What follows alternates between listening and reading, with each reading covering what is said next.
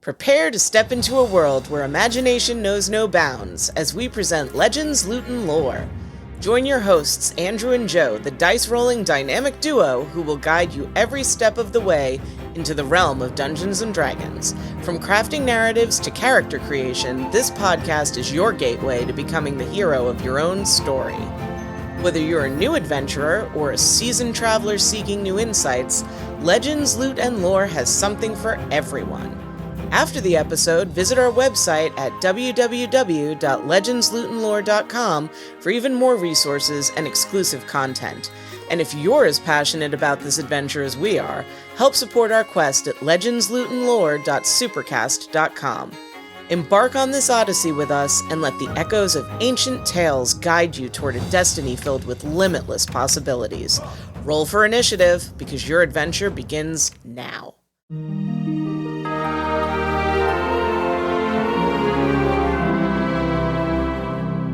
Joining Legends, Loot, and Lore podcast today from all the way down under in Australia is Tom Watkin of D&D at Work.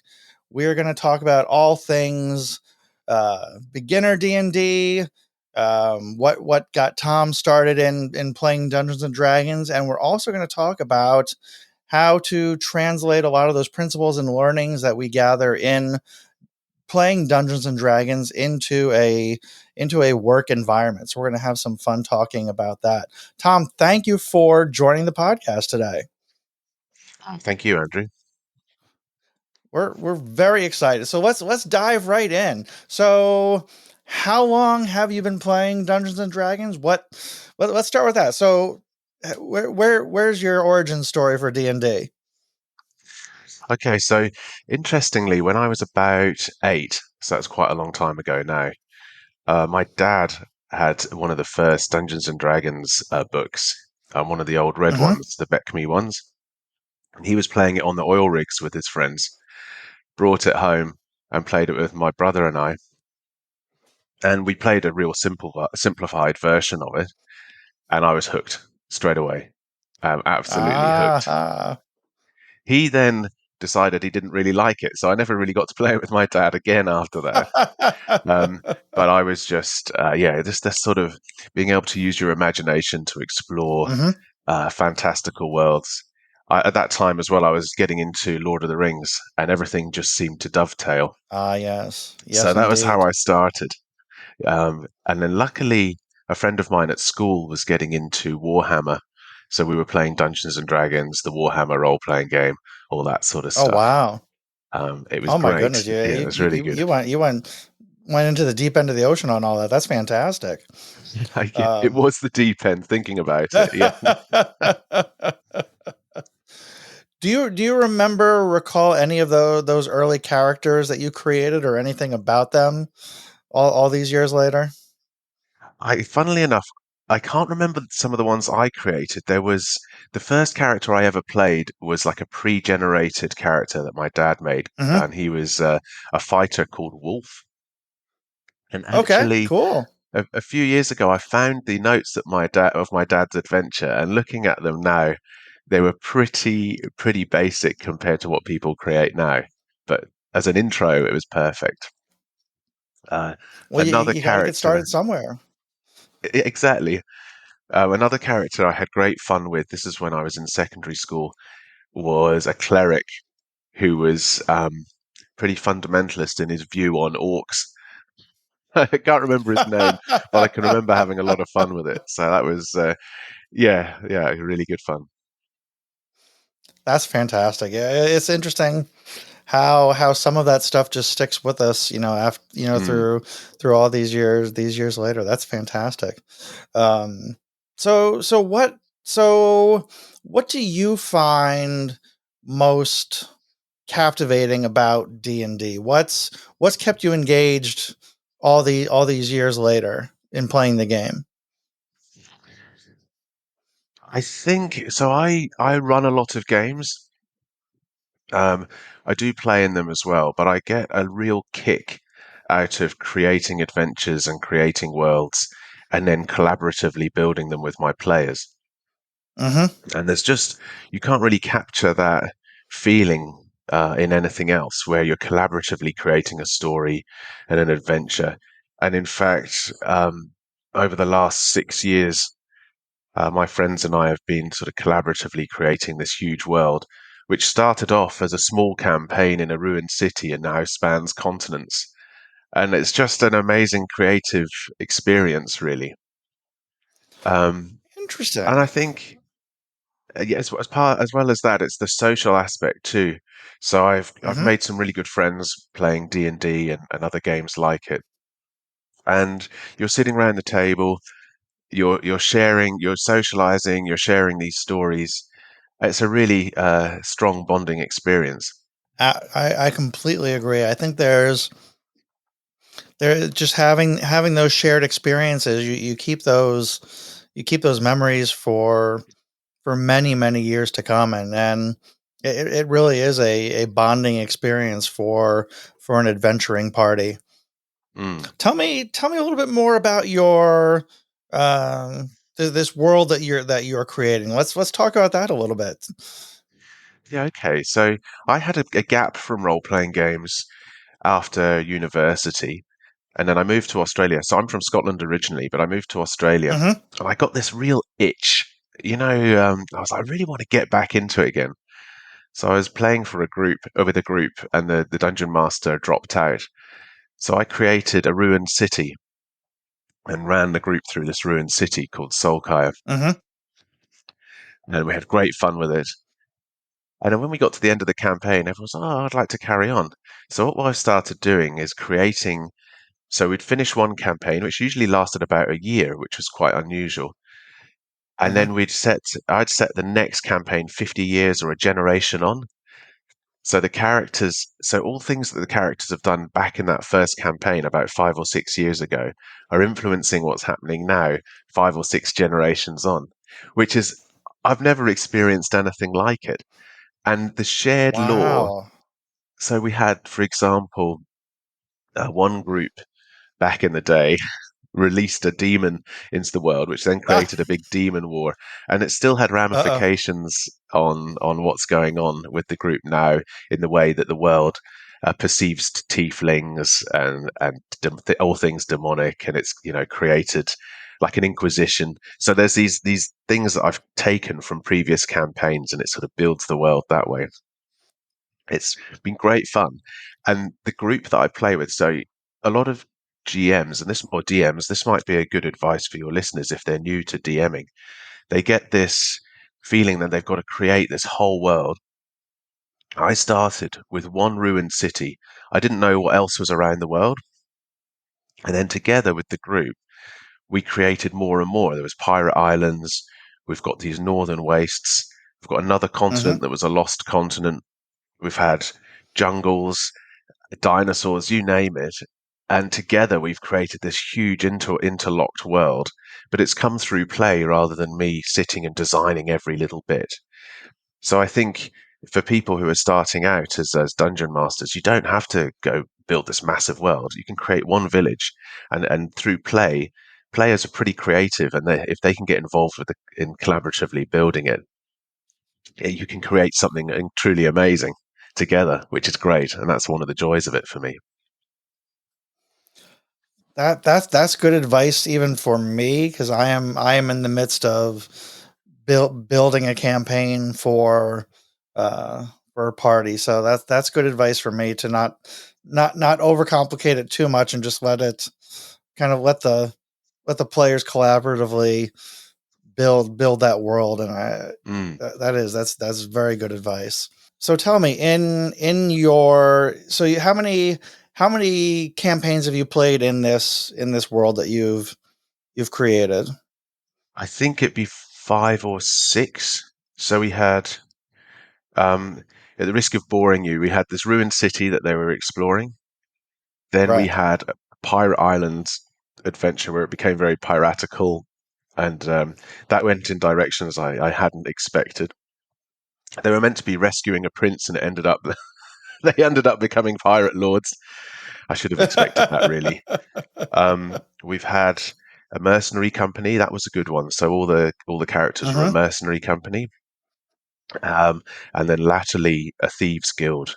They're like a gang within the city. So I've taken the original city, the original ruined city, and now I guess it's 150 or 200 years later, they're then a gang within this city as it's built up over time. So there's little Easter eggs for them from the original campaign. I'm trying to think. Interesting. There's another one in there too, but I can't remember what it is now that you've put me on the spot. That's all right. So what are some of the most memorable moments you've had as the or the what that the players have had in these campaigns? What are some of the things that really jump out to you between all of those different kind of campaigns within this environment that you've designed? There's a few things. There's been some great finales where everyone's Mm-hmm. sort of finished off, beating the big bad, and everyone's sort of high-fiving. Some others are we've had some interesting and poignant character deaths as well, where one of my friends was playing a midwife, a halfling, I think a halfling midwife, and she was Mm-hmm. like keeping the party together, making sure they were being good effectively. And they decided to take on a dragon, and she got killed by this dragon, and it was Oh quite a no. it was quite a yeah, it was a poignant moment. It wasn't sad as such, but it was definitely we all felt it, which was interesting. Um, but the Right, player, right. he's pretty relaxed about character death. His characters die fairly regularly. But yeah, we definitely there's like that almost a shared, just a slight sadness, I suppose. So that was a real. If you were thinking about it like a movie, yeah, it was a really sort of slow, poignant moment that after it. We've had one moment that sticks out in all our minds was a tree which had lots of people hanging from it, so like a hanging tree Mm-hmm. as a Yeah. motif, and the people hanging from it were all characters that were related, or people that were, or NPCs that were related to the characters in some way or another. And of course, one of them had to Oh rescue no. one, and it was this demon that they released on the world, and that's had massive ramifications for the rest of the campaign. Well, all the campaigns following on. And that moment, there's a few of my Wow. players have said that that was one of their favorite moments, where it just sort of it blew their mind that there was a demon in there, and then it's just sort of had this knock on effect. But really, I think that yeah, the most poignant or the best moments are when the players have come together to defeat something, and they sort of work together, and yeah, it's just been a great bonding experience, I suppose, and everyone's been really happy. Um, so I'm not an adversarial GM. I'm backing the players. I try and make it hard. So it's definitely they're Right. having to overcome obstacles. Um, but yeah, it's moments like that where they work together, they come up with a cunning plan, and it actually works. That's amazing. It's always fun to being both being on both sides of the coin. It's fascinating to see what things the party comes up with, what different ways to solve a problem, because it's as the DM, you probably imagine it's going to happen one way, and then they come up with something completely different way to approach it, which is equally impressive, Mm. but something you never really anticipated. So that's got to be a lot of fun, I'm sure. It's funny you should say that. So over time, I've changed the way I write my encounters. So I used to try and second guess what the players were going to do, but they're so Hmm. creative. I found I can't do it. So now I'll set up the encounter or set up what they're going to meet or the environment, and then I don't even think Right. about how it's going to be solved because I can't beat my players or come up with anything better than my players. What they come up with is way better than anything I could think of. So that's why I've started doing that, and it saves a lot of prep time, and also you get an amazing result. Yeah, absolutely. Yeah, it's always I've had the same conversation with multiple people that I've interviewed on the podcast about do you railroad the party down the way you want them to go, or you give them this little bit of a bigger sandbox in which they can play and kind of adventure on their own, and it's always more rewarding, I think, for everybody, just to give a little bit of that that autonomy to the team to really kind of figure things out on their own instead of trying to force them down a pathway that you've envisioned for them. Definitely, definitely. Yeah, and you get better results from that as well. And the other thing For I sure. think is you get better buy-in from the players. So if they feel like Yes, they're in control of where the story's going, then they really get into it. And railroading's for fine. sure. There's a time and a place for that as well. But I found that the players' buy-in and their engagement with the story definitely increases when they feel like they're leading it. 100. I agree. 100%.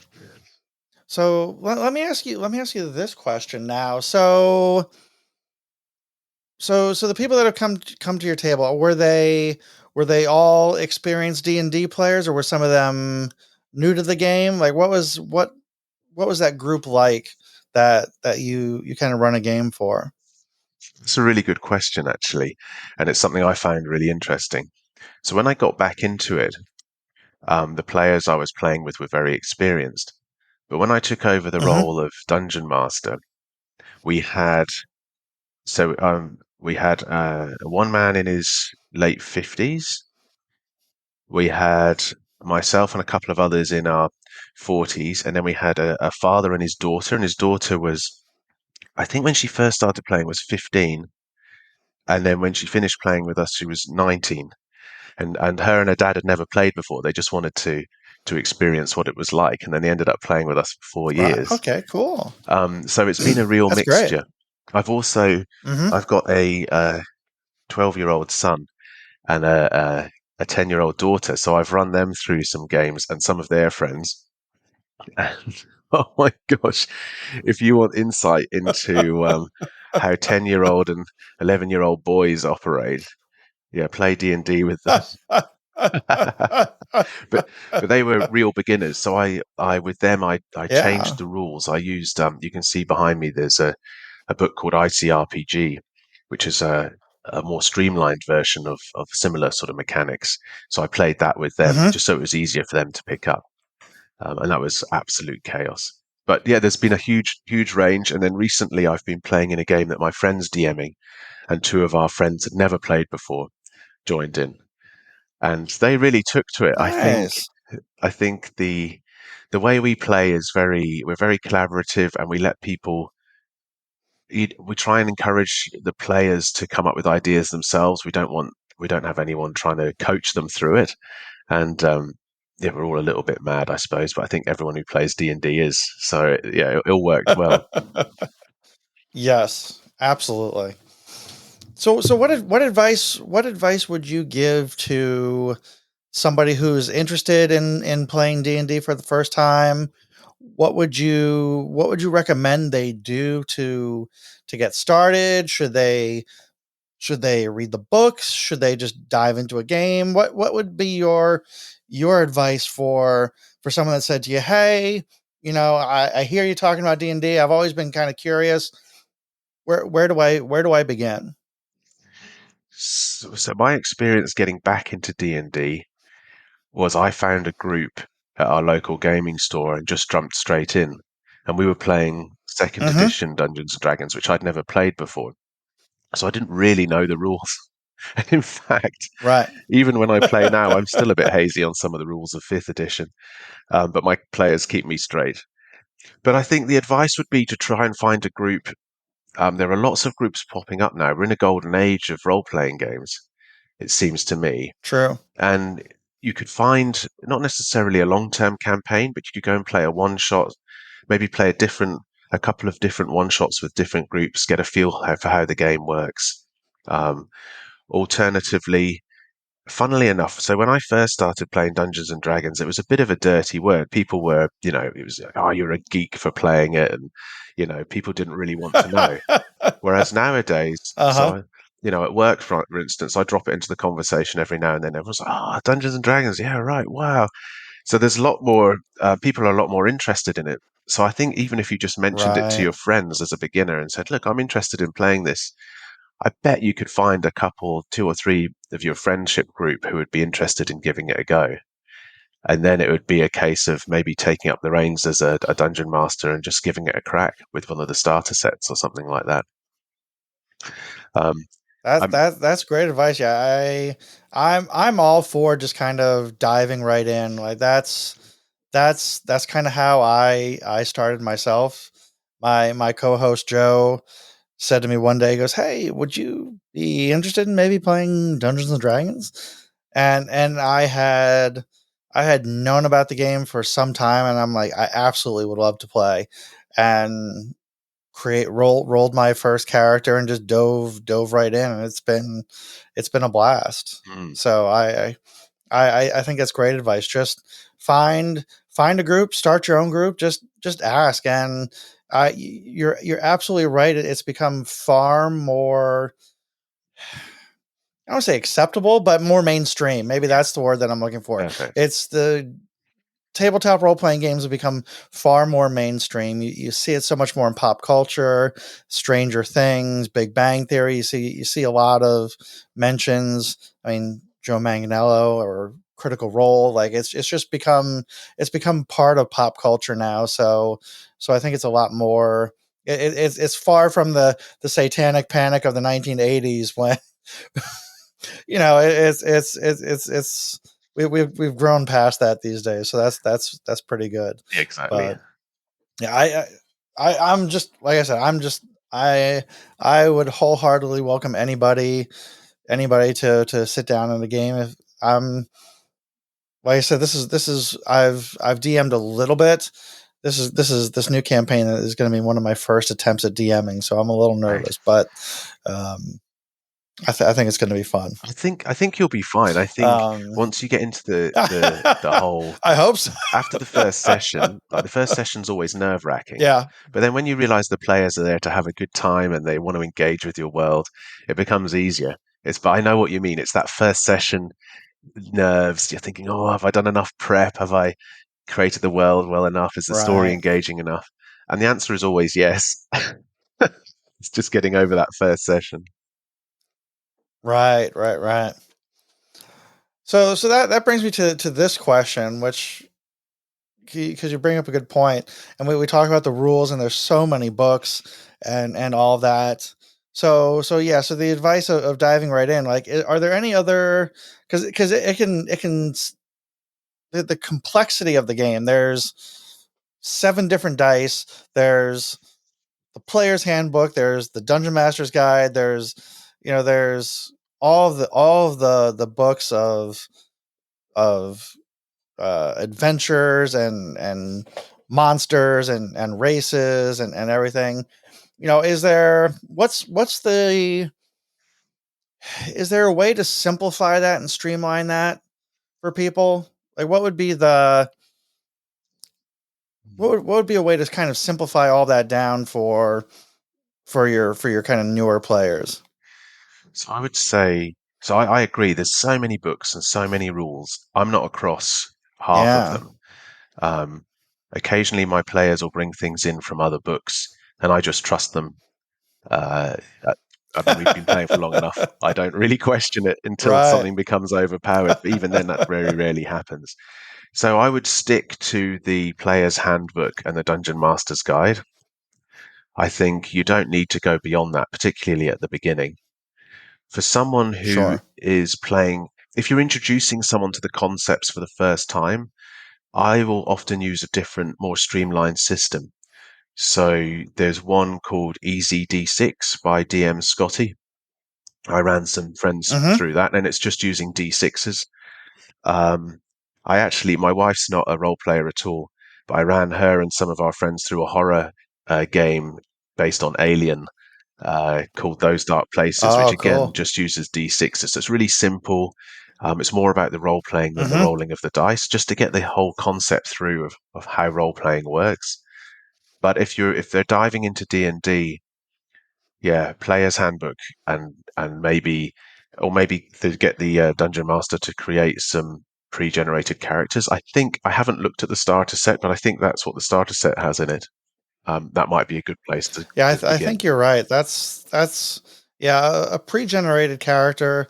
Because I've been talking with a friend of mine who wants to learn D&D, and I've been fielding so many questions about, well, what about this and what about that and what about this, and it's, like, when you roll the dice for the different ability scores, and it's like, well, do I need to be stronger Mm, or more charismatic, and it's all depending on the race. So that's a good point, that the pre-built, uh maybe, because we interviewed one person, and they run D&D campaigns at local breweries, and they have a whole set of pre-built characters that they just hand out to yeah.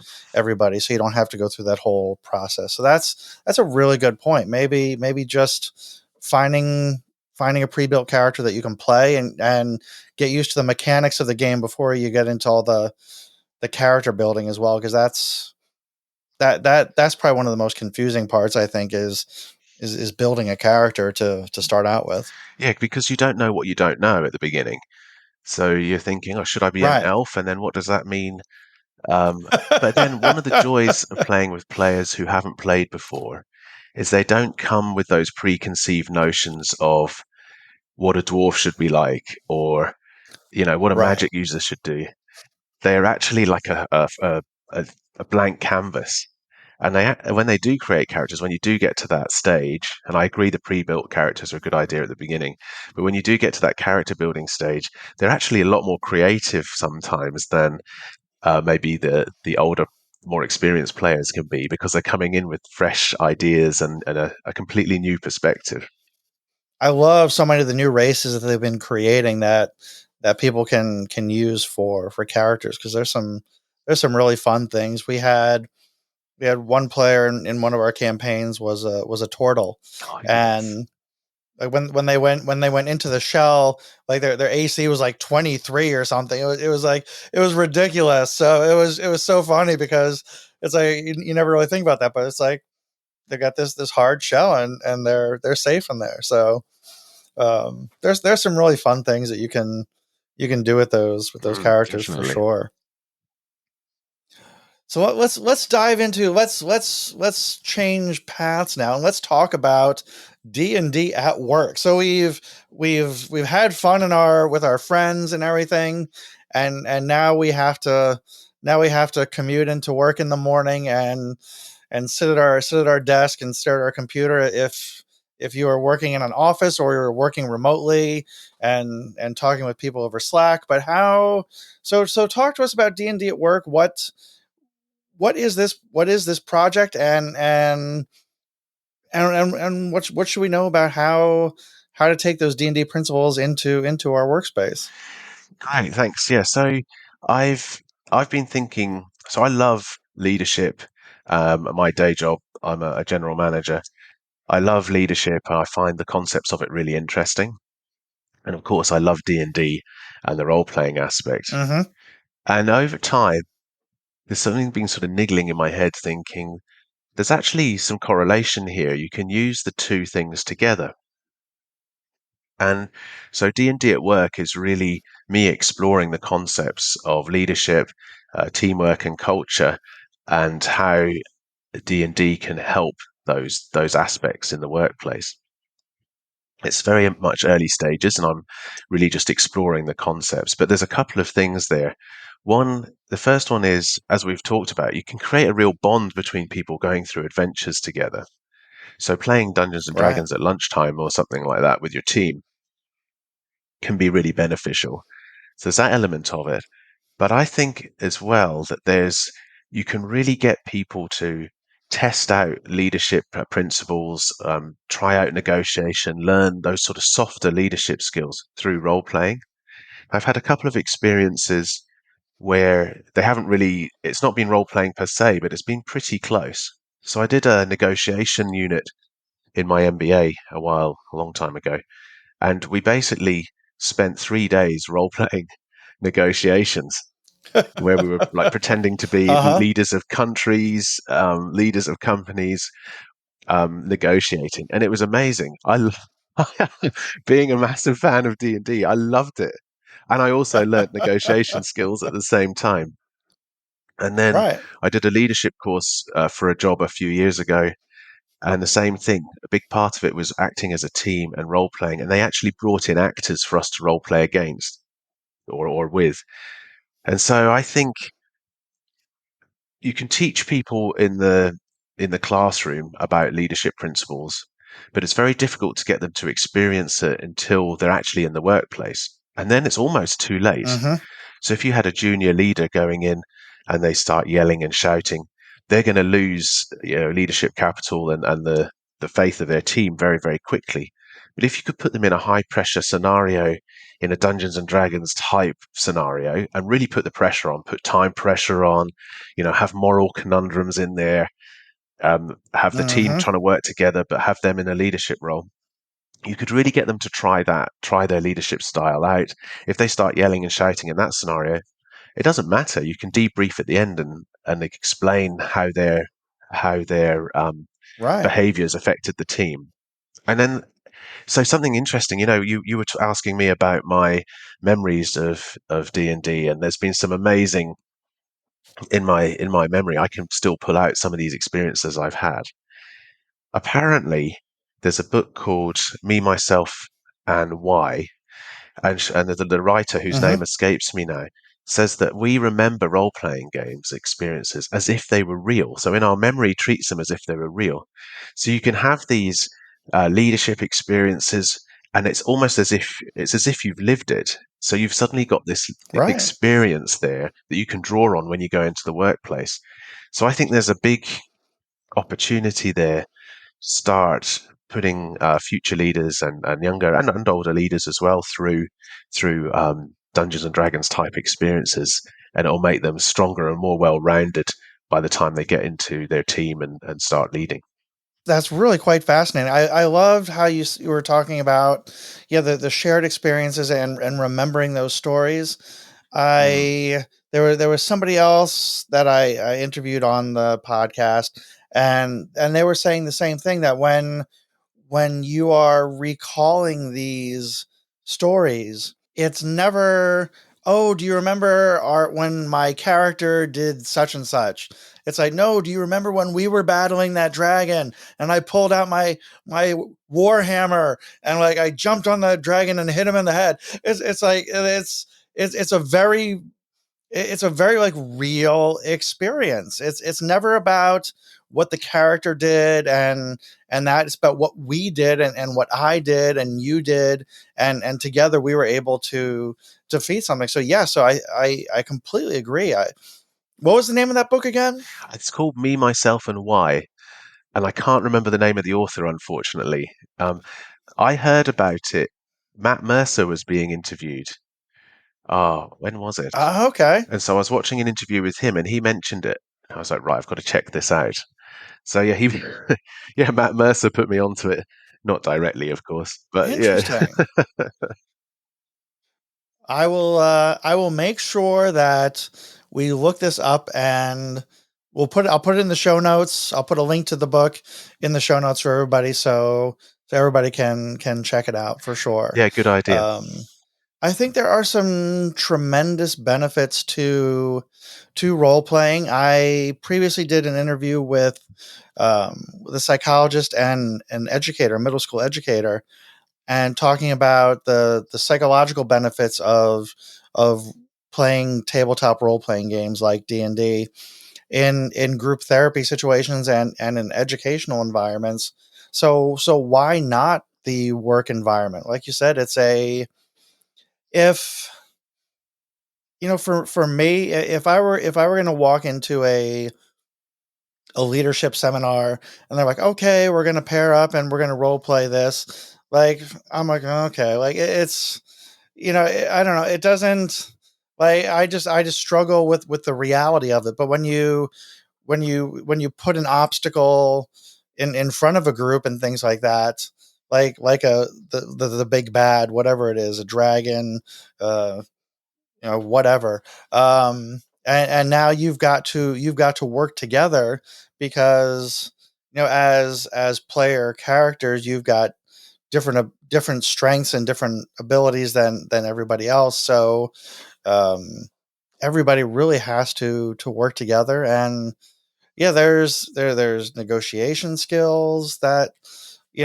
I sometimes I wish I could just roll for persuasion in the corporate world, but Definitely. I could Would roll lo- a d20 and it'd be just that easy. But a weighted D20. absolutely, absolutely.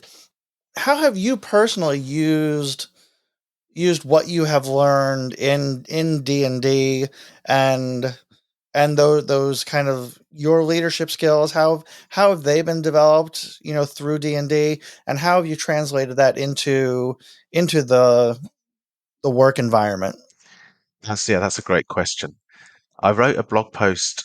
Um, I think it was called "Why Dungeon Masters Make Good Leaders," and I think Mhm.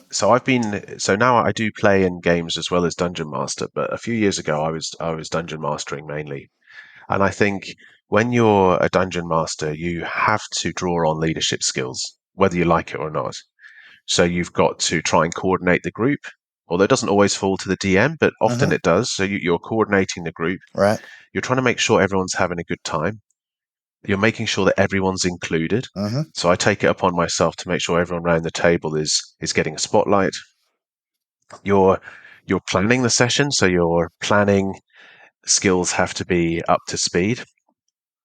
And then the whole social negotiation, um, yeah, you have to be the leader. So even at the beginning of a game, you know what it's like. Everyone gets in the room, everyone's happy to be there. Yay, chat, chat, chat, chat, chat. You want to start the game. Right, right, right. So I found I have to be quite directive in my leadership style at the very beginning of every session and say, right, cut everyone short. Say, right, we're starting now. All right, okay, okay, great. Everyone sort of gets into it. And then so there's a few things there. So yes, the Dungeon Master, you have to be a leader. There's all sorts of different aspects, but then there's different leadership Mhm. styles as you work through. So directive at the beginning, corralling everyone to actually start. Then you've got collaborative. You want to make sure you're drawing people in. They're all getting involved. You're not just directing the story at them; they're helping direct it. Um, then sometimes you have to be democratic. You have to try and get the group to vote on what's going on, and also you have to be able to read the room if someone's getting upset. So there's emotional intelligence there as well. If you can see someone's Mhm. getting upset about something, you have to try and diffuse the situation. So as the DM, I think you're the leader of the group, or you've got to behave like one. So through doing that, I noticed that things I was doing at work were mirroring what was going on at the table. So I think it's been a great way for me to hone my leadership skills. And as I've become more aware of different leadership models, um, and one in particular, decision making, the OODA loop for decision making, which is observe, orient, decide, and act. I've sort of tried to put that as a player, I try to include that and try and include that model when I'm making decisions. Um, Mhm.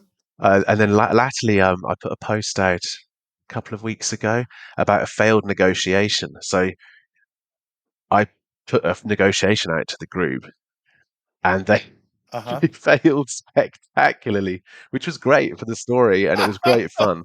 But then I could take away learnings from that about, well, how would it have gone better through what I know about negotiation? So there's little things like that that I pick up on all the time. So to answer your question, I'm dipping into the Dungeons and Dragons games a lot with my leadership and honing my leadership.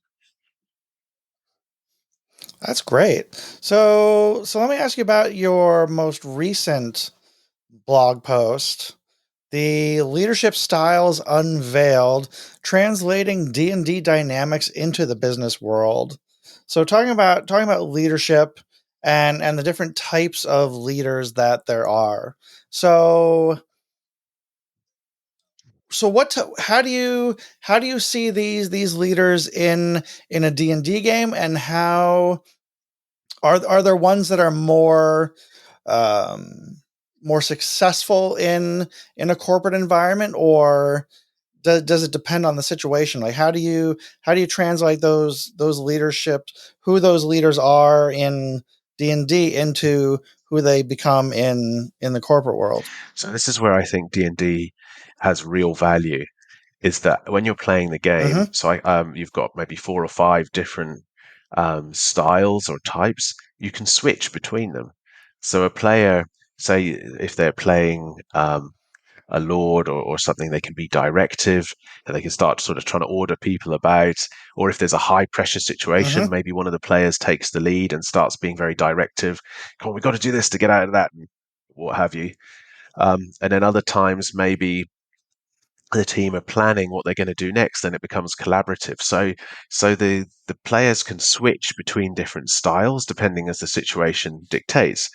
And alluding back to what you were saying in the corporate world, you can't, or I don't believe that you can be just one type of leader. I think you have to be able to switch between Mm-hmm. different styles depending on the situation. For example, if I'm at work and there's a health and safety incident, I have to become very directive about getting things done.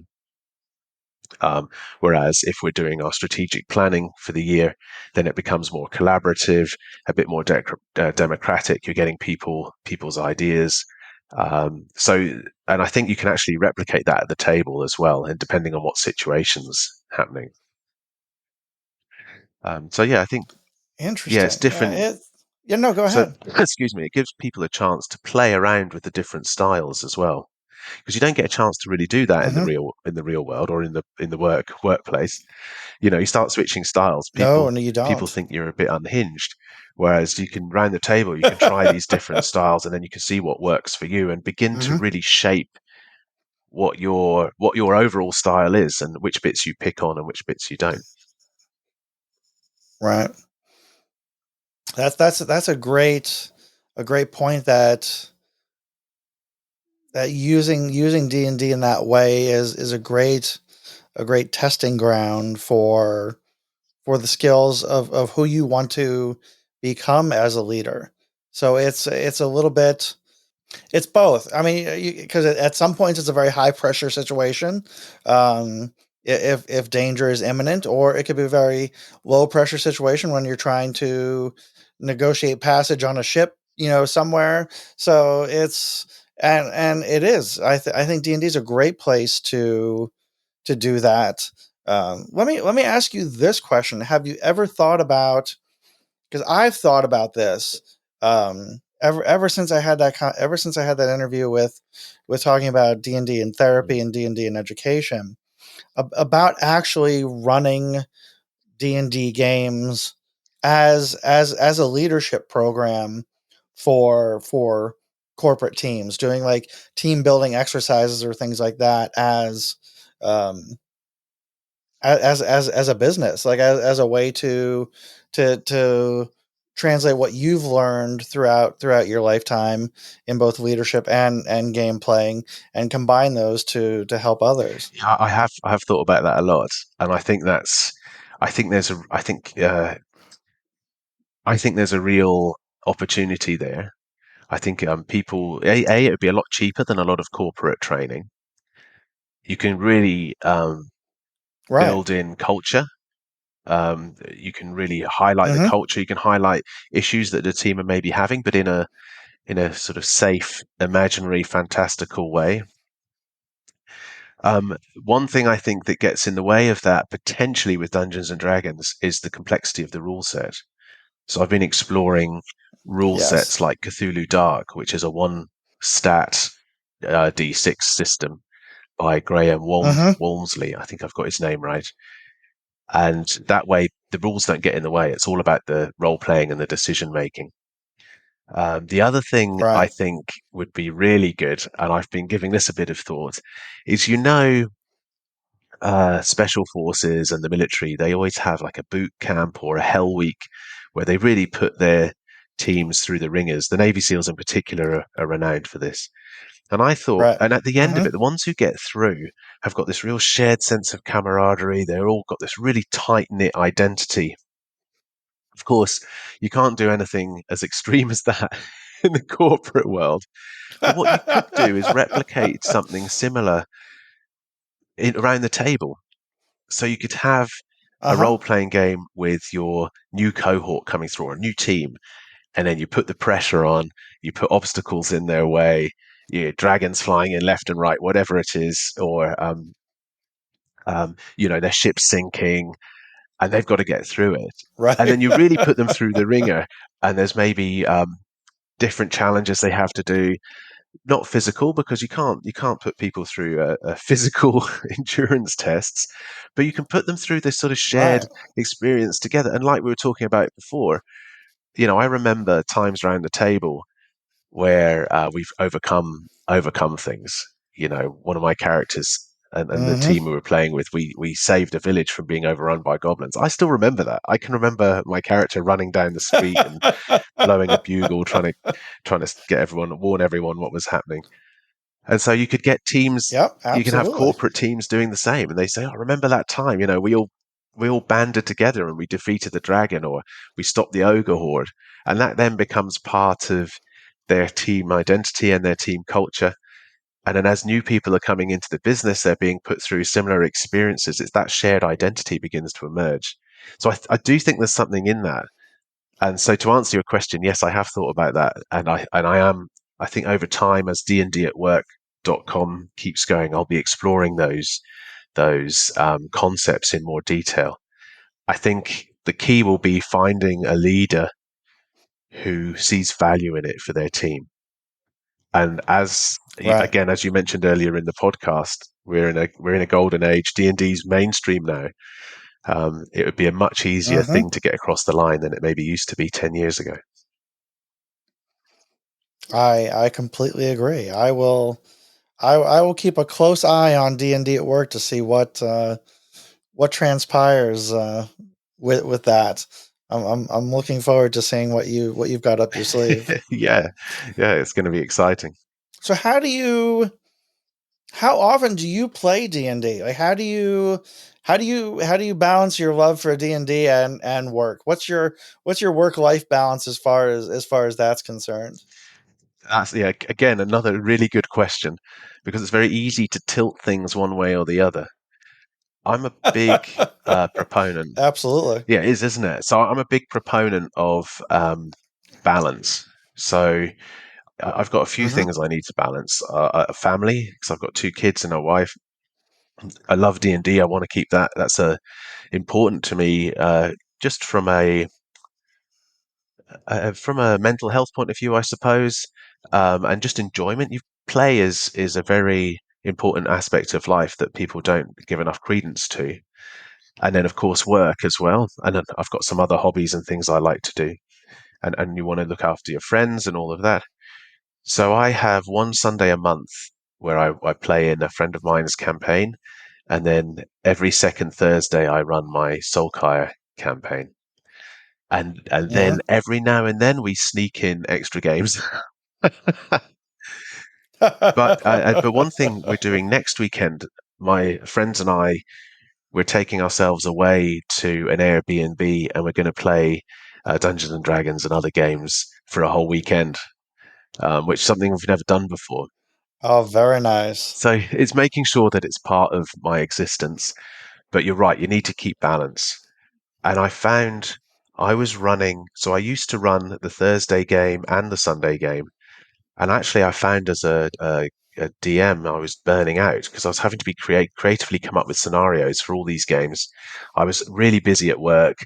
The kids were, and I was doing Right. stuff with them and with my wife, and I was like, hang on, I haven't got the bandwidth for this. So then I passed the Sunday game to a good friend of mine, and then yeah, I got balance back. So it's easy to take on too much, and I think you just have it's important that you just recognize it in that in yourself. If you find you're not enjoying it anymore or you're feeling stretched, then let someone else take over the reins for a bit. You're absolutely right. It's under knowing what your limitations are, and again making sure everything is done in balance. Absolutely. Yeah, I'm goodness. I think I'm playing in 3 campaigns at the I moment, but one is only one Sunday a mm, month, so it's nothing crazy. And another campaign we try to play every Monday. That's only for about 2 hours, so it's not a huge time consuming thing. And then I play another one on Wednesday nights, and that's we've got different people in different time zones. Right. So we start at like 10 o'clock at night and go to like 1 or 2 in the morning, and that's like my I don't want to say it's not that I enjoy that one the most, but it's the character that I created. Like I always try to create for every campaign just something that I haven't done before. I try not to get caught in a rut. So I always try to come up with something different. And this is like a tiefling warlock who may or may not be good or bad. So I'm exploring morally gray areas with this tiefling about and trying to figure out what's going to happen. So it's Yeah. fun. Each campaign has its own benefits. Like I love the group that I play with on Monday. I've played with them for years. So it's just a lot of fun. What advice would you give? Let's circle back to as we kind of wrap this up. What advice would you give to that person again thinking about getting into D&D? Like what's or even just the new player, what's something that you've learned that over the years that you wish you had known all the way back then? So I think something that I've learned over time is the rules don't really matter. So people get hung up on the rules, right? And they're, oh, if you fall, it's this much damage. If whatever it is, oh, you're falling in Right. water. This is the rule for that. Actually, it doesn't matter. So my group and we don't look rules up anymore at the table. If we can't remember what it is, we just make it up. So, and then maybe we look it up later, or maybe we don't. It's more about the Mhm. story, the adventure that everyone's having, and the fun. So if you're starting out and you're like, I'm not really sure how this works. I mean, 5e is pretty straightforward. At least the basics of 5e are pretty straightforward. Um, Right. so you can pretty much wing it if you need to, and it doesn't matter, you know. And the people around the table are having a good time. You're telling a great story. You're having these amazing adventures together. That's the important bit. The rules really, yeah, take second space. And if you remember, in the Dungeon Master's Guide, I think it's the Dungeon Master's Guide. It always says that the rules are a guideline. So it doesn't Right. matter whether you get them right or not; they're a guideline. So keep that in mind and just That's right. get on with it. Absolutely. Roll some dice and have fun. I completely agree. I think I've heard it. I heard people uh, refer to it as the rule of cool. Like it's whatever is going to make the game enjoyable and move along for everybody at the table. That's the way to go. It's you don't want and and that would be kind of my advice for the people thinking about starting playing D&D. Try out different DMs.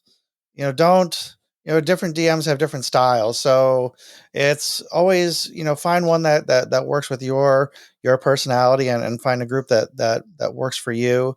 Um and but yeah, just have fun. That's what it's all about. Just enjoy the camaraderie of the adventuring party, doing things together, finding solutions for problems, and you'll have a great time. Exactly. It's all about fun, isn't it? I think you've encapsulated that really well. Absolutely. I completely agree. It really is about having fun. And if you're not having fun, there's always another table out there that you can join. So don't let that spoil your experience with D&D. Exactly right. Exactly right. Excellent. Tom, thank you so much for being with us today. I really appreciate you being a guest on the show. Really looking forward to I'll make sure I mention it. So it's Yeah. dndAtwork.com So is your that's right. site, So correct? DNDATWORK. So dndatwork.com. And that's where I'm exploring all these concepts of leadership, teamwork, and culture, and from the world's greatest game. Awesome. And like I said, I'll put all those in the show notes so everybody's got access to all that. And we'll look forward to seeing what comes next from you. This has been a great experience. Thank you very much. I've really enjoyed it. Thank you. I thank you so much.